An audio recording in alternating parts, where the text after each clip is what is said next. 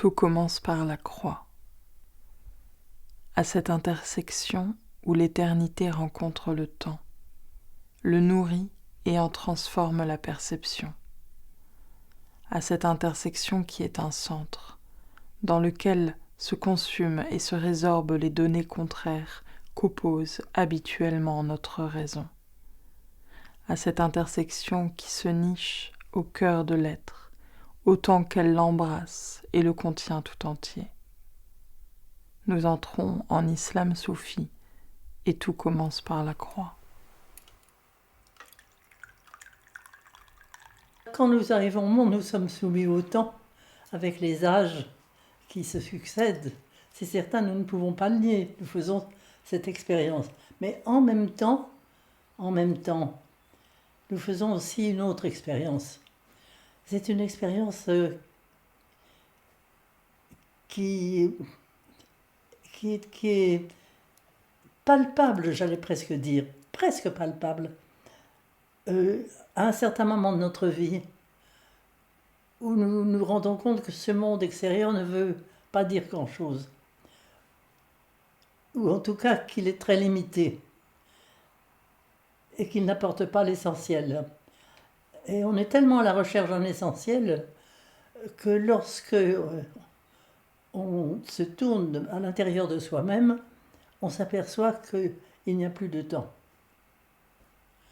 que le temps n'existe pas, que c'est quelque chose qui nous est donné d'expérimenter pour traverser une expérience nécessaire, mais que notre véritable nature n'appartient pas à ce temps-là.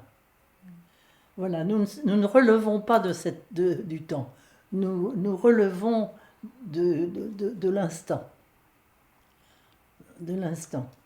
Et que de fois dans l'instant, tout à coup, on est saisi par une main divine qui vous enlève ailleurs.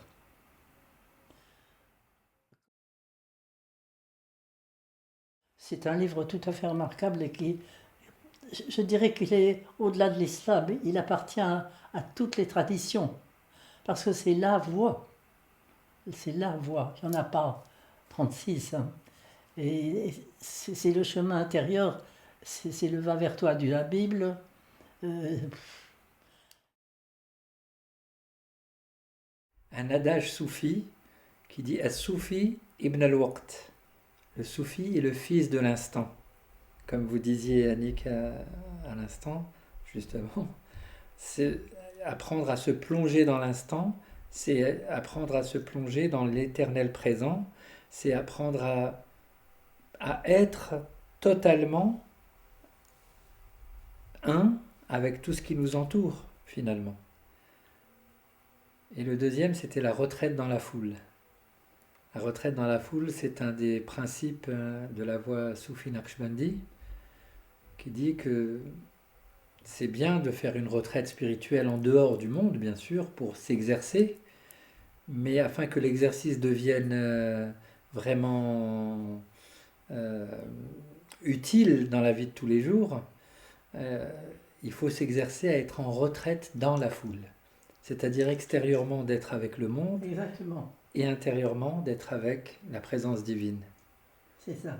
Le titre finalement, qui est celui d'aujourd'hui, Au seuil de l'aube, il est venu d'un moment qui a clos l'écriture en fait, qui était le dernier moment de l'écriture, qui a eu lieu au seuil de l'aube, qui a eu lieu à ce moment où les animaux du matin ne sont pas encore réveillés, et les animaux de la nuit se sont endormis.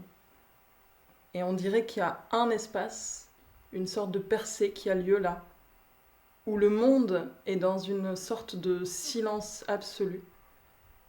Et à cet endroit, il semble que seul le cœur de l'homme puisse veiller, puisse prendre soin. Je ne sais pas si c'est vrai, peu importe, c'est une sorte d'ouverture en fait